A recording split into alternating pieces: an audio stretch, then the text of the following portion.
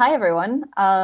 Thank you so much for joining this session on brand advocacy partnerships with social media companies. And we have to remember to do the slides as well. There we go. My name is Nora Lindstrom. I'm the Global Lead for Digital Development at Plan International. And I'm joined today by my colleague Heta, who is the Brand Advocacy and Activism Manager at Plan as well.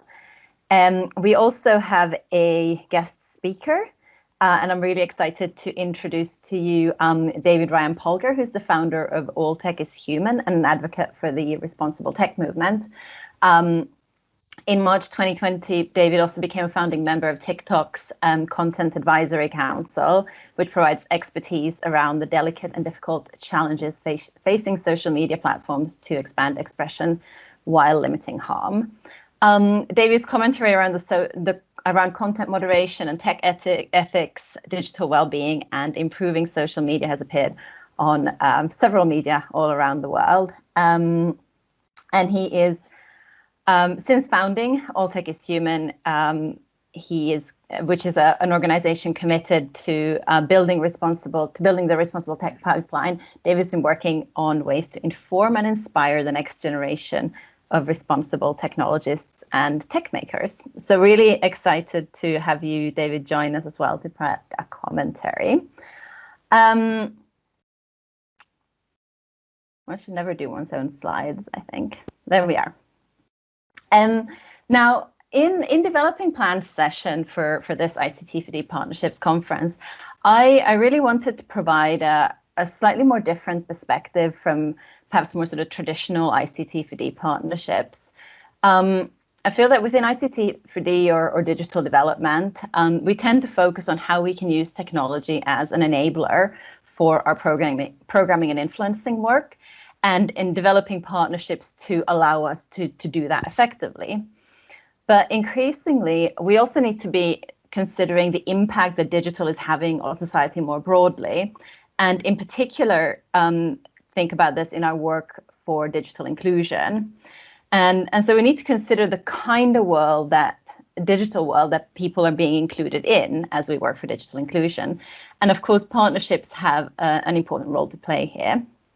Now, as a girls' rights organization, gender-based violence online is of a particular concern for Plan. And it's also an issue that we recognize that we can't address on our own. In particular, we recognize that within a broader effort to make online spaces safer and more equitable, we need to work with social media companies to make their platforms safer. After all, these platforms are used by billions of people each day. And with that, I am going to hand over to Heta to talk more about how we as Plan International have engaged with Facebook, WhatsApp, and Instagram to make their platforms safer through brand advocacy. Actually, before I do, so for those who are not familiar with the term brand advocacy and activism, which I wasn't when I started to work with Heta, essentially that means that a brand is standing up for an issue that they care about in order to drive social change. But Heta, over to you to tell us more. Thank you so much, Nora, and thank you so much, everyone, for joining today. Firstly, obviously, we need to start with the problem here. Online abuse is disempowering girls. We're shutting them out of a space which plays a huge part today in young people's lives, and that is limiting their potential to thrive and become leaders. As we're seeing with this global pandemic, our lives are moving more and more online, and that is meaning that girls are more at risk than ever. In order to achieve gender equality in an increasingly digital world, it's essential that online spaces are made safe, accessible, and affordable for everyone. Girls and young women in all of their diversity must feel safe to speak up online without fear of harassment and violence. Plan International, as one of the world's leading girls' rights organizations, felt that it was only right that we take on this fast-growing issue as part of our global Girls Get Equal campaign. We conducted the largest of its kind survey last year to shine a light on the online violence that girls are facing. We surveyed 14,000 girls in 22 countries, including Brazil, Benin, USA, and India. The research, entitled Free to Be Online, is available online, and it painted a really bleak picture. It found that girls who use social media in high and low income countries alike are routinely subjected to explicit messages, pornographic photos, cyber stalking, and other distressing forms of abuse. And the reporting tools offered by the social media platforms are ineffective in stopping it. We found that 58% of the girls surveyed have experienced online harassment. 1 in 5 girls have left or significantly reduced their use of social media platforms after being harassed, while another 1 in 10 have changed the way they express themselves. 42% lose self-esteem or self-confidence. 42% feel mentally and emotionally stressed, and 18% of girls that we surveyed have problems at school because of the problems that they're facing online. According to this survey, it found that most attacks were most common on Facebook, where 39% found that they had suffered harassment. But this is not about one platform. The attacks occur on every platform included in the global study, including Instagram at 23%, which is where we found that girls surveyed spent most of their time. Abuse also damages girls' lives offline, with 1 in 5 saying that they or a friend have been left fearing for their physical safety, and 44% say that social media companies need to do more to protect them. In response to our research, girls from around the world that are in our plan networks penned an open letter to the social media companies demanding that they take action, that they respond to what we found, and create reporting mechanisms that work for them and prioritize girls' safety on their platforms. This letter has been signed by over 60,000 allies globally, and we'll just show you a quick video from the girls. All right. Thanks, Heta. I'm just going to be switching this up to hopefully manage to show you that video. I will also put the link to the video. I'll also put the link to the video in the chat in case any of you have challenges accessing the video or seeing it because of bandwidth issues. But here we go. Wish me luck with this. Dear Instagram, Facebook, TikTok, and Twitter, we are urgently asking you to work with us to end online harassment on your platforms. We love them, but they are not safe for us. We get harassed and abused on them every single day. We are physically threatened, racially abused, sexually harassed, and body shamed. Online violence is serious. It causes real harm, and it's silencing our voices.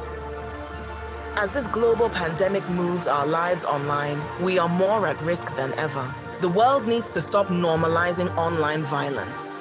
Girls in all our diversity need to know that when we're abused and threatened online, we can report it and you'll take action. The time to act is now, so girls are free to be online. We'll be waiting for your call.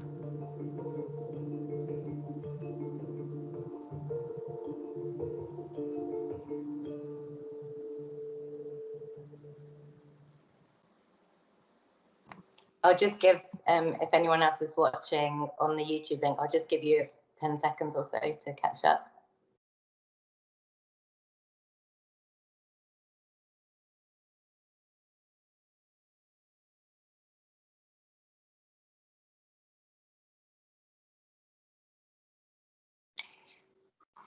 So in Promising News, in response to our research and the open letter penned by these girls, Facebook, Instagram, and WhatsApp responded by agreeing to participate in a new collaborative project that we proposed to them called the Girls Get Equal Listening Sessions.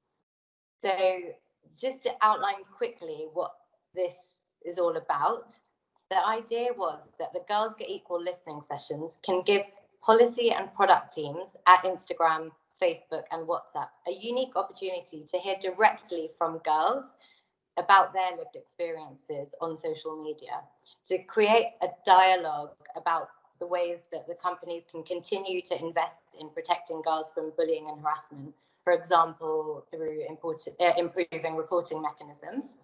And the series of listening sessions are live now. We started them in November, and they're going to go on until April this year. And each session is providing a new opportunity for the girls involved to explore and interrogate areas where they think that the social media platforms can improve, and they're able to talk about them directly with the teams in charge, which is really, really exciting. In terms of who's involved, we've created an incredible, really powerful and diverse group of girl activists. We refer to them as the Girls Get Equal group or Girls Get Equal Council. It consists of 10 girl activists who are aged from 15 to around 23, and 5 young women activists representing the civil society organizations Glitch, Policy, Minas Programam, NNEDV, Tech Safety, and Hamle. And that is, honouring all the incredible work that these organisations are already doing in this space. Between the Girls Get Equal group, they are representing the following regions. So Benin, USA, Palestine, Rwanda, Kenya, Uganda, Brazil, UK, Germany, India, Philippines, Spain, and Japan. And while these are, 15 amazing youth activists, we've also included a crowdsourcing phase in the project so that we could incorporate the views of more girls with different identities and from different regions, whether that's more girls with disabilities or, rural regions as well as cities, and, additional countries to who I listed earlier. From the Facebook side, our core team is another powerhouse group. So we've got Cindy Southworth, who's the head of women's safety across all Facebook platforms. That was a new role that was created last year to show that they are starting to prioritize this work. Kira Wong O'Connor, who's the head of policy programs for EMEA at Instagram, and Claire Devey, who's the head of policy for WhatsApp. Just to kind of be clear about what our hopes are with this partnership, we co-created a vision as a group at the beginning of the partnership to make sure that everyone was buying into the same vision. Where we landed was Facebook platforms working with the Girls Get Equal group to co-create sustainable, tangible solutions to ensure that girls in all their diversity are safe to express themselves freely and lead change online. Efforts must be ongoing, prioritizing the unique needs of girls and recognizing their lived experiences in different local contexts. Tangible solutions here was really important to everyone because we didn't want this to be something that makes the platforms look good without leading to any meaningful change. And we also heard early on from girls that their experiences in different local contexts, for example, Japan and Philippines, felt very overlooked by the platforms, where their content moderation was often missed, some of the local nuance in language, so that things were kind of getting through the machine learning barriers. So this was also key to include. So just talking kind of more broadly about brand activism and why we think it's important to strike up partnerships in this way to create impact. It's undeniable that brands are powerful entities with huge platforms to reach people. And by engaging them in our campaigns like this, we believe that we can advocate for these brands to add genuine and meaningful long-term value to society's progress in a new way, complementing the ways that we've driven this change historically at Plan International. In 2021, I was about to say in 2020, in 2021, brands have an inordinate amount of power over the lives of young people, from the shows they watch to the tech they use, and crucially during COVID, they are the platforms they use to connect with one another. That's why we believe it's crucial that Plan International and other organizations that may be here in the audience are using their might to kind of reorient this power so that girls and young women are able to hold power with these influential brands, to collectively advocate for positive change with and on behalf of the communities that are most affected by an issue. Nearly 3 in 4 people, 72%, said they were open to brands playing a bigger role in improving society, according to a recent McCann Truth About Global Brand survey. I feel like there's this binary within cancel culture, of you're right and you're wrong, and you can't work with this brand or this organization because they've done this. But I feel like what we're learning through this brand advocacy partnership is that while these brands and organizations have a lot of work to do, there are amazing people working within these organizations that are trying to change things for the better. And through working with them and allowing the Facebook, WhatsApp, and Instagram teams to hear directly from such an incredible group of girl activists, like young leaders who are demanding better for their generation, we're seeing constructive and powerful dialogue that is likely to result in direct changes that are going to impact and improve the girls' lives the world over. So I think that's powerful indeed. Passing over to you, Nora. Thanks so much, Heta, for that. It's really impressive work. And just to say that we will have plenty of time for questions as well. So please do put questions into the chat box for Heta or David coming up, and we'll hopefully have plenty of time for discussion still. But I wanted to just sort of bring out one of the things, Heta, that you mentioned, which is all about like co-creating these tangible solutions, because I think that what that really highlights is that technology in itself isn't neutral, and it's really important that we consider who has created a particular digital product, and whether the team was diverse and or sought diverse points of view when developing the product. Because the fact, of course, is that when you're developing a digital product or any product, your team can never be so diverse as to capture sort of have everyone on it. So you also need to have processes to ensure that you're including diverse viewpoints. Now when it comes to social media platforms, arguably, had these most popular platforms been developed by diverse teams for diverse users, gender-based violence online wouldn't be as big of a problem as it is. And instead, now what we need to do is sort of to retrofit these platforms to make them safe for diverse users, including girls in our case. I should add, though, that as Plan International, we're working with Facebook and others to improve the platforms. We're also using Facebook as a platform in some of our work. So in one of our projects, we have set up sort of private Facebook groups for girls to engage with each other and to discuss issues that are relevant to them. And these have proved really, really powerful ways to kind of engage girls across the world and get girls to discuss amongst themselves. And when we first started that project, we were a bit apprehensive maybe about using Facebook, knowing some of the issues on that platform. But at the same time, we really wanted to lean in to the platform that these girls around the world are mostly using. So I think we want to lean into that, but at the same time, we want to be working with these platforms to actually make them better for all those users. And with that, I'm going to hand over to David to share more about his work and some of the insights that you have on addressing harms on social media platforms. So over to you, David. Thank you, Nora, and it's a pleasure to be here.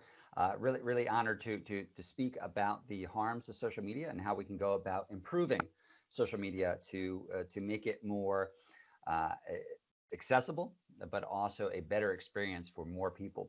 One of the things that I've found with my experience working with a lot of platforms, and as you mentioned, I currently serve on TikTok's Content Advisory Council. Something that gets pointed out, but really should get emphasized more, is how we create a lot of these platforms causes an inherent blind spot, right? It tends to be created by people who look like me, white men who are not only in one country of the world, in the United States typically, but also in one part, specifically in the United States, right? That is one certain type of person that is having an outsized influence. That means, and this is something that we've seen admitted by a lot of the platforms like Twitter, is that their experience is different than the experience that specifically we're talking about today of girls that might get harassed. It's very disheartening to hear that 50% of girls online that have been surveyed have received harassment and abuse. And when I hopefully come back to discuss this a year or two from now, that number needs to plummet. But it's only going to plummet if we assert more power in the process. And what that means is that how we develop and deploy our technologies, and specifically with how we design platforms, needs to consider the lived experience of the individuals that are impacted by it. I'd also like to mention, since it was inferred a little bit by the earlier conversation, is that we should also ensure that we take a global lens with the impact of social media. Specifically, we've seen this with the far more aggressive stance that platforms like Facebook and Twitter specifically have taken around the recent US presidential election or other elections. And everybody's wondering, is that something that applies equally throughout the globe, right? We want to make sure that platforms don't focus so much attention on US specific issues and less attention on more marginalized communities or countries that are often overlooked in this process. Obviously, that's not easy, because one of the things that also needs to be pointed out is that moderation is a double-edged sword. The balance that people are trying to strike with social media is, how do you create an environment that's safe, but also that is vibrant in the sense that allows for a certain level of free expression. When I think about the founding of the web and the original promise, it doesn't seem that way in 2021, but it'd be good to step back and say, when we originally planned this, we thought that the web and then later on with the evolution of social media would bring us closer together. The very idea of being able to access all of this knowledge and be able to connect with people all over the globe.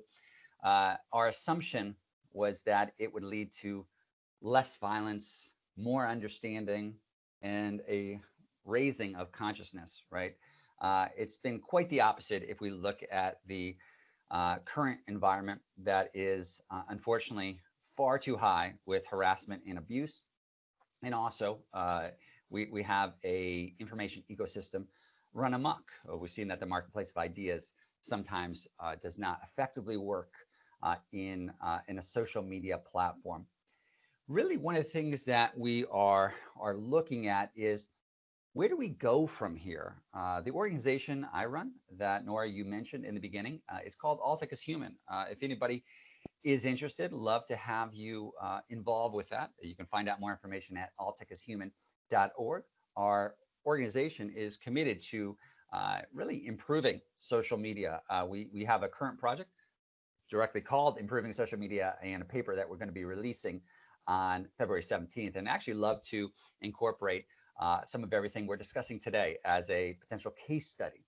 Because one of the things I'll also point out is that we oftentimes like to think in the overall media narrative that there's a certain level of carelessness with the platforms. And while it's easy to argue, and rightly we could argue, that they haven't done a good enough job in protecting the general public, as you also pointed out, there are good people within these organizations. I think we're at a pivotal point in social media history where we're determining what's the best way to actually moderate social media. Because if we look at this issue, one of the things that is going on is that with any level of balancing safety and free expression, what you oftentimes are doing is you're looking at both the rights of the individual as a speaker and also the rights of the community at large and their safety concerns. Obviously, because a lot of these platforms, or most of these platforms, or specifically when we're talking about Facebook, because they were developed in the United States, they tend to be deeply embedded with an American sense of free expression. And I think about how often we discuss free expression when we're discussing platforms. What I think recent days have shown with the attack that we had on the US Capitol, that has dramatically shaken up the conversation because it has pointed out the need to focus more on the community. And I've seen specifically in a lot of the work that I do that platforms are slowly focusing less attention on the intent of an individual speaker and more so on the impact of the community. This directly relates to the impact that social media has on girls throughout the world. And specifically, what this would deal with is when you have a situation of somebody who is harassing another person online, the way that it typically is looked at is what was the intent of the speaker who is doing the alleged harassing versus what is the impact on another individual. And the evolution of content moderation is really focused on focusing more time and attention on the actual overall impact of a speaker. Because what you're seeing is that free expression cuts both ways. We can't just focus solely on an individual and their unfettered access to a platform to be able to throw out whatever thoughts, ideas, images that they want. You also have to focus on what is the aggregate impact on the community. Because what we're finding, and I think you had mentioned some of the statistics with it, a lot of girls on these platforms don't feel safe. They don't feel like they can contact a platform to express the harm that they're feeling, and they don't feel like change is being done. This is a problem because you have the harasser's speech that is actually deleting the speech of the girl, in this case, who is feeling harassed. That's a major problem and something that we're really trying to work on. So again, very honored to be here. What I would point out, and I did put that in the chat, this is a very tricky issue in the sense that what we're arguing right now is that platforms need to assert more power in order to cultivate an environment that is safer. The reason why this is not as easy as we would like it to be is because we also need to look at that power that we're giving to the platforms in order to assert authority over speech. So what we're going to start seeing in the next couple of years is a mandate from this far too much harassment and also this dangerous information ecosystem. So we're going to see more kind of a proactive stance from platforms like Facebook, but that also means that in a democratic world, and especially with democracy in peril right now, we're going to have to ensure that these decisions that are being made are done in an open and transparent fashion. So everything that we're discussing today is so essential because it's pointing out that social media is not merely about a private company, because our public square has gone inside of a private company, right? So we as citizens need to start demanding more influence over how these platforms operate.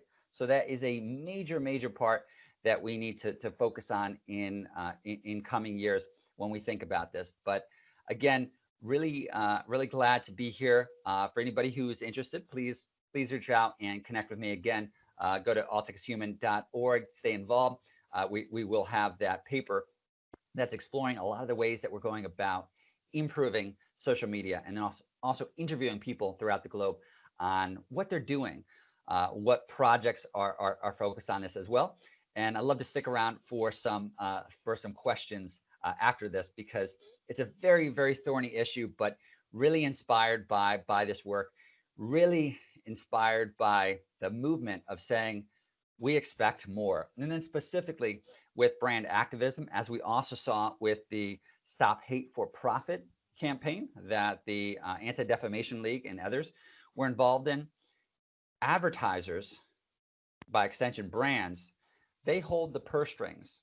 They hold the power. We saw that even in 2018, where Zuckerberg in front of the Senate, U.S. Senate, had explained, "Sir, we sell ads." Right? That funny line that we always pick on showcases that advertising is the lifeblood of social media. Therefore, if you want to impact how social media acts, you affect the bottom line. That tends to be a very effective way of influencing change, because at the end of the day, Facebook is a publicly traded company that needs to constantly work on its share price. The cold hard reality is that what activists are seeing is that going through the influence of brands connected with advertising dollars is extremely effective, because brand safety is a major issue that platforms like Facebook, Twitter, and others have amazing potential to bring us closer together, to share knowledge, to add laughter and joy, but it is far from the aspirations. But at the same time, I still remain hopeful by seeing lots of activity in this space. So thank you for having me. I'm gonna step off right now, but please stay in touch, and then look forward to answering some questions after this as well. Thanks so much, David, for providing that sort of broader context as well. I'm opening for questions from people, so do type them into the chat, or you're also free to raise your hand. But to kick us off, I wanted to start with David, just on that point that you made, that that now is the time, that there's stuff happening right now, and we can actually potentially have an impact on how things are moderated. There's movement and there's desire also, I think, from these platforms to look at these issues, and it's kind of like an issue that we need to look at right now. But how do we make sure that we get diverse views into this, so that this sort of retrofitting, as I called it, of these platforms that is potentially happening at the moment isn't then also done by a very small homogenous group? Now, I think the listening sessions that Heta has been able to put up are a great way to get more diverse voices, global voices from girls. But is this something that you're seeing more broadly happening? Because we're at a partnerships conference, right? And so we should have these sort of partnerships and this diversity to provide those voices, so that it's not just, we talk about sort of American style freedom of speech, right? Mm-hmm. There's other traditions when it comes to freedom of speech and expression as well that are perhaps not as absolute as the American type. And so how do we make sure that, as these are global goods,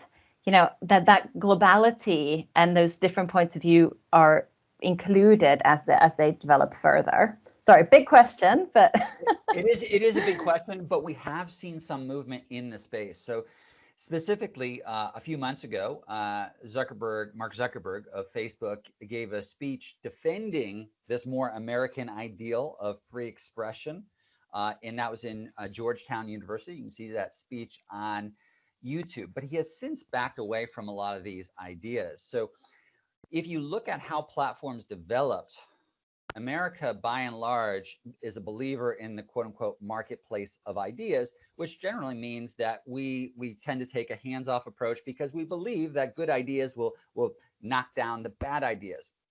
However, what we're seeing, and this is a major change right now, is that is definitely not working. The fact that we just had an attack on our Capitol building means that this has dangerously gone amiss, and that the marketplace of ideas is broken. And specifically to show how Facebook's thinking on this has evolved is something like Holocaust denialism, right? Which you wouldn't allow under German law, but it is allowed under American law through our First Amendment. What people oftentimes get confused is that the First Amendment doesn't technically neatly apply to social media platforms, because social media platforms are private companies. And in fact, under our recent Supreme Court case a few years ago, it's actually companies that have a First Amendment right to express and not associate with certain groups that they want. And then recently we saw Mark Zuckerberg say, you know what, I made a mistake on Holocaust denialism. We ban that from our platform. So we have seen changes. But I think a structural change that needs to happen is we need diversity and the diversification of people involved in improving social media in all senses of the world. So you need not only a global perspective, but I would also argue that we need to focus more attention on a multidisciplinary approach. The reason why when I developed All Tech is Human in 2018 that I chose this kind of somewhat unusual name is that it focuses on the agency of the human to determine this. And it also is saying that all tech is human, right? That social sciences are important. So what you're going to see in coming years is we need more philosophers, psychologists, sociologists, right? Game theorists and others involved in the space, because social media is not and should not be filed solely under the mantle of technology. We call these tech issues, but they are social issues. They're issues of human behavior. This needs to be greatly emphasized. We're also seeing that these are multinational companies, but there needs to be a greater assertion of authority with global actors to determine the course of history for these companies. And I think you are seeing movement in this because you did have, what was it, not too long ago with the Christchurch massacre. You saw that leading to a Christchurch call where leaders were brought together. I believe they had this in Paris. That most of the major companies signed on for. And that was different than traditional American law, and specifically Section 230 of the Communications Decency Act of 1996, which offers general immunity of liability for most of these platforms because they're not listed as quote unquote publishers under American law. We are seeing kind of changes in this space. And this is where the philosophical question that needs to be decided over the coming years is, for a platform like Facebook, and then you mentioned Instagram and WhatsApp, we should always be clear, right, that's all part of the Facebook family. I've seen so many times of saying, hey, you know, teens, they're not using Facebook, they're using Instagram. Well, they're all owned by the same group. So with that specifically, what we need to determine is, should a company like Facebook, should it have a different experience in, let's say, the United States versus Germany? Or is there one type of community ideal that needs to take place that is extended all throughout? This is a major problem for a lot of platforms, because what happens is they're constantly getting contacted by all these countries that they're in across the globe that have different cultural norms and a different cultural background of understanding. So what platforms need to decide is, at what point do they have a general universal standard versus when do they adapt to the cultural norms? A good example of this would be a lot of the pressure that Facebook is receiving by Turkey, right? So you have different cultural norms in Turkey than you would in the United States. So you have a company that, yes, they're throughout the globe, but they tend to be strongly influenced by an American way of thinking. So how do they adapt when they're getting approached by Turkish leaders who are saying that, okay, the content is against their kind of expectations? As a company, in a platform, Facebook is determining, well, how much do we adapt to this, right? It's the very issue that platforms have always had, or any tech companies, when they go to more repressive types of countries, they need to determine, does that go against their very value that needs to be baked throughout the universal standard, or do they have different experiences throughout?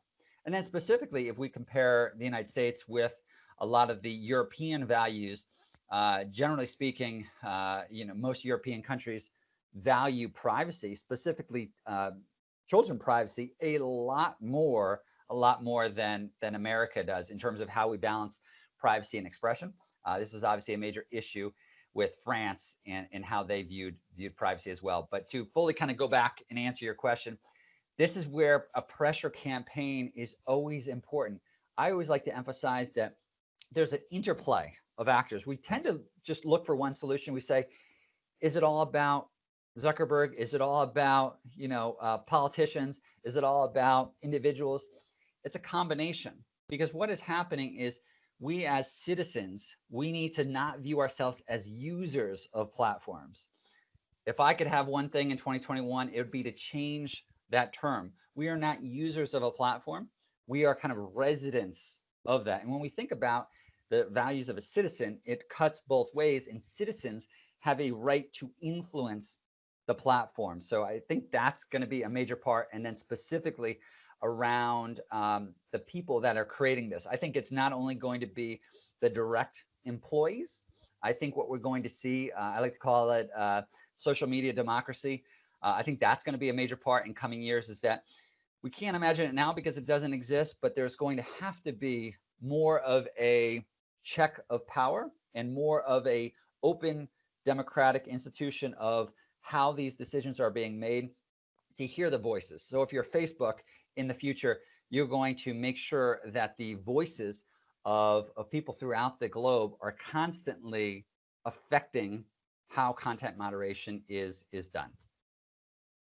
Thanks, David. I think your last couple of points really kind of bring us back to sort of collaboration and partnerships and our different roles here. And I think your point on being sort of residents on platforms, I mean, it really changes the way we look at the sort of the social contract, if you like, that we have with these platforms. It's really interesting. But we had a comment from Carol in Tanzania, who's done some work on gender-based violence online in Tanzania that highlights some of these issues that you, David, highlighted with regards to the global versus local. And I actually wanted to hand over to Carol if you wanted to share a little bit about the work that you've done and the challenges that you had with content moderation and when the content was, for example, in Swahili. Carol? Oh, I think I need to make you a presenter if you are to speak. Just 1 second. So then you should be able to share some of your insights. There we are. Can you Carol? hear me now? Yes, we can hear Yes. you now. Thanks so much for speaking out. Yeah, sure. My name's Carol Ndosi. I'm based in Dar es Salaam, Tanzania, and I am part of the Women at Web regional network, which is a project supported by DW Academy, working to address online gender-based violence in the East African region. So in Tanzania, we ran a very big campaign, almost similar to the Free to Be Online campaign, but our target group was around from 18 to 45, and we had different personas. Woman A, woman B, woman C, but based on their geographical location, but as well as their educational background, affecting the accessibility to digital platforms. So one of the issues when we did a survey on online gender-based violence, the feedback that we got from the survey was when when the users reported the online abuse, the content was not taken down because, well, they believed that it was in Swahili. So we tried to engage Facebook East Africa on that matter, but then, they are an intermediary, and at the end of the day, they use the famous defense line, like, we don't have enough resources. So my question to David and Heta, if you may, how do you circumvent, across that? How can you find a way around that if these platforms cannot, or rather claim to not be able to come to your aid in that particular, if I may say so, because I believe that is part of their responsibility as an intermediary. They should have invested in enough resources if they have users across the globe to understand and to really be able to, ensure content moderation that adheres to the community-based guidelines that they claim to have. So how would you, if you are running an advocacy campaign on that, or you're working to have, if it's brand advocacy that we have been talking about, how would you work your way around that, if I may ask? Yeah. I'm glad you brought up this issue, because it is something I wish I had mentioned earlier, that platforms, because they were built as this normal kind of Silicon Valley culture. If you've done any kind of startup work, everybody has focused on how can I scale this, right? The problem that is happening is that what Facebook has gotten themselves into is not actually scalable, because as you point out, now you need thousands and thousands and thousands of people hired for content moderation. Specifically, let's say a country like India that has major issues around content moderation. You have 10 or more common languages spoken throughout India. From a content moderation standpoint, that is extremely difficult. I'd also like to add on there that originally, a lot of these platforms like Facebook, they relied heavily on artificial intelligence to do content moderation. However, what we found in recent years is that completely is not enough, because speech is insanely nuanced. Therefore, human moderation is required. And human moderation is the antithesis of scalability for a company. So what is going to have to happen, because this is an area I do focus on, is that Facebook is considered a private company, but the way that it's going to have to evolve is that we're going to start viewing Facebook in more of a either quasi-governmental or utility type of fashion, because what is happening is that platforms are able to cut it both ways. They make money off being kind of a more public utility, in a sense, that now we're using them as the public square, but then they get to shapeshift to say, hey, well, I'm just a private company, therefore I don't have the resources. Because when we think about how government is structured, or when you think about something like the United Nations, right, it's the opposite of a startup, right? They have to have a tremendous amount of people on the ground. They have to have a lot of one-on-one type of communication. That is the opposite of how Silicon Valley operates. So in order for this to work, companies like Facebook and Twitter are going to have to be pushed towards not being seen as traditional private companies, because traditional private companies are constantly trying to say, how can we do the most with the least amount of resources so we can make the most amount of money? Well, this is affecting democracy. This is affecting safety. This is affecting human rights. Our civil rights have now moved to a private company. Therein lies the rub. So everything we're talking about with content moderation, it is labor intensive and expensive. So the only way it's going to work is if we force companies like Facebook and Twitter and others to become less company-like and to have this kind of in-between role. And that's going to be a major shift, because every conversation I have seems to lead into capitalism 101 and the problems that happen when you have shareholders that are putting pressure on companies, when you have the impact on society, right? That's a major issue that we're going to have to solve in coming years. But when I look at this and I say, what does social media look 5 years down the road? It looks less like traditional private companies, because you need to have more attention, you need to have more resources spent, but that goes against profits, that goes against their very business model. So something drastically has to change. And in my opinion, there's a lot of different ideas around it, but my opinion is that they're going to be shifting more towards a sense of being a utility or quasi-governmental role, which means that you're going to hire hundreds of thousands of people in coming years, because you have so many different languages, so many different areas, so many different cultural norms and political understandings that need to take place. And that is not scalable, that's not profit oriented, but it's essential.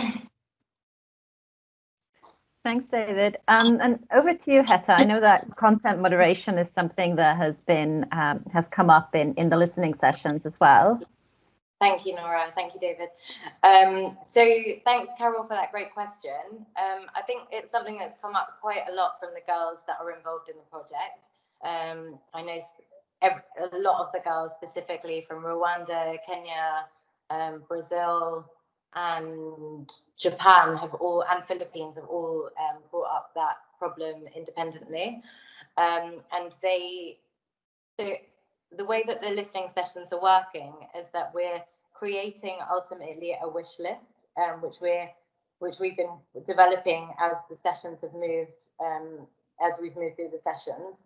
And this wish list is going to be something that we take to the social media companies, Facebook, WhatsApp, and Instagram at the end of this month.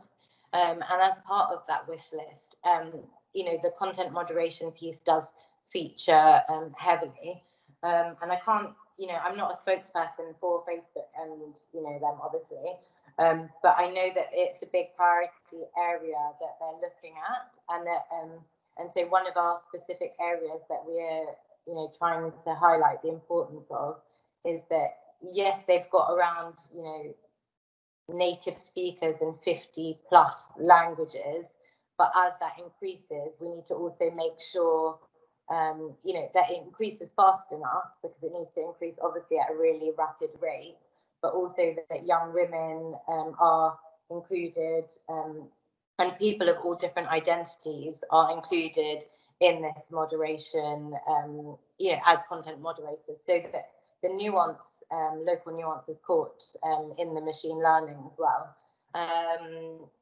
But yeah, so that's kind of where we're at. So that's going to be included in what we're asking for action around, and we're asking for specific commitments from Facebook, WhatsApp, and Instagram around this, among other areas. So we'll keep you posted on that. And then I think you just asked another question, which is how do we replicate the listening sessions across countries? Yeah, I agree. The user-centered approach is key, and kind of going back to what David was saying, and the fact that we are citizens and they have a responsibility to keep their communities happy. And we saw with our research that 1 in 5 girls are leaving the platforms because they don't feel safe enough. So if they don't have enough of a user base, there is no social media platform. So it is an area that they're prioritizing. I think that we need to kind of come together and think about how we can all help each other. For example, in these listening sessions, we've included more grassroots organizations within the process. And I wonder if there's, more conversations that need to be had between, more some of our regional offices as well, so that we can include you in any influencing opportunities that we have with the platforms. Thanks, Heta. I also want to acknowledge a question from Anita from Kenya, who was asking about any research on the issue in Kenya, as well as what commitments the brands are making with regards to safety online. But I think, Heta, you've kind of covered that just then. Was there anything you'd like to add? I can just also add that, again, I'd be happy to put Anita in touch with Plan International Kenya, their local office, so that that they can club together on this influencing. And just to also add that there's 2 representatives from Kenya that are specifically involved in this Girls Get Equal listening sessions project, and there were lots of girls that responded to the survey from that region as well. So really, really pleased. Yeah. Thanks, Heta. We also had a question, and just scrolling to find it, from Ibrahim, noting that there are hundreds of social media platforms, but we only sort of tend to focus on these few really big ones.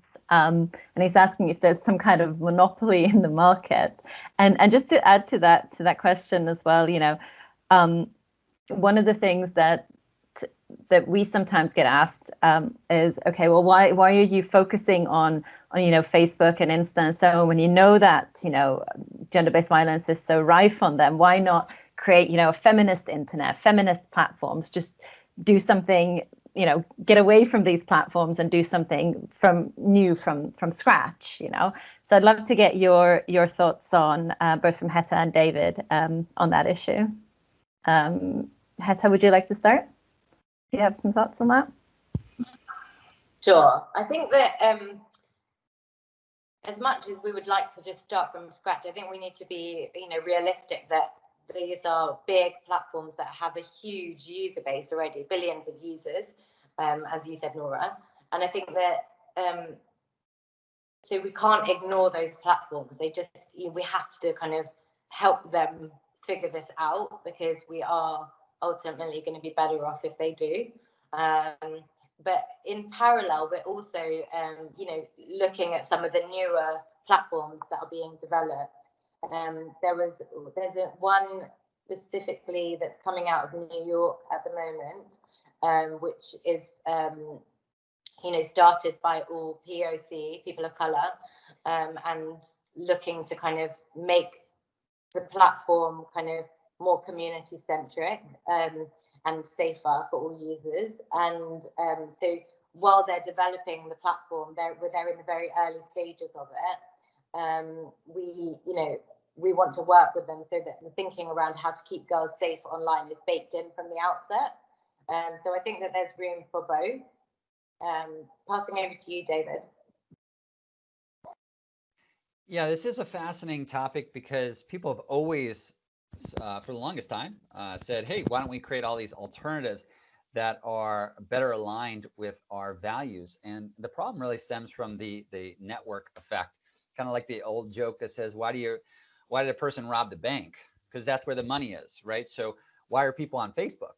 Because that's where their friends are. So it creates a virtuous cycle of use, because people go where they know other people. And the very advantage that some of these major platforms have really kind of causes a self-fulfilling prophecy of their longevity.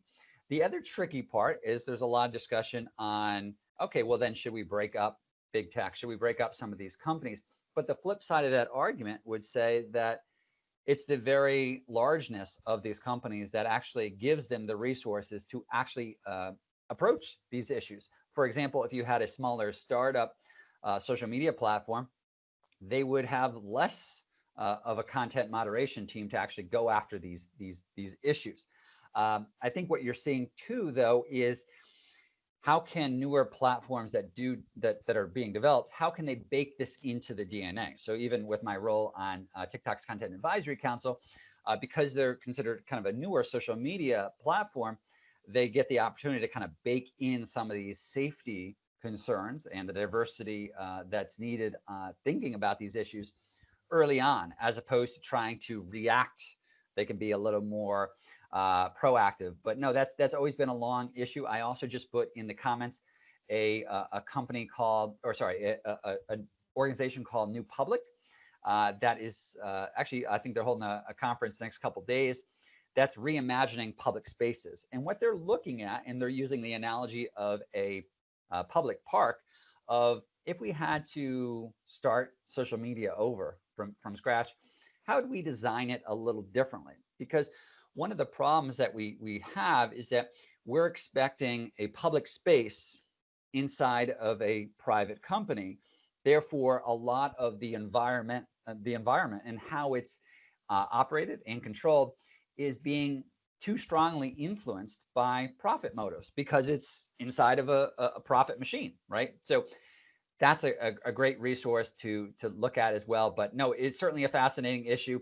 But I will say it's very hard to create right now a competing kind of platform. People have long said, hey, how come there isn't like a BBC for Facebook? You know, it's because of the inherent resources to start something like that up, and because again, people tend to go where their friends are. Thanks so much, David, and thanks so much, Heta, as well. We are at time, and I'm keen to end on time so that everyone can get to their next sessions as well, and maybe get a quick break in between. Thanks so much, both of you, for sharing your insights on this. I think, you know, this is a partnerships focused conference, and really, in order to make online spaces better, we do really all need to work together and partner in so many different ways. Thanks also to Carol for sharing your insights from Tanzania, and thanks everyone else for joining us today. Have a great conference. Thank you very much. Thank you. Thank you. Bye-bye.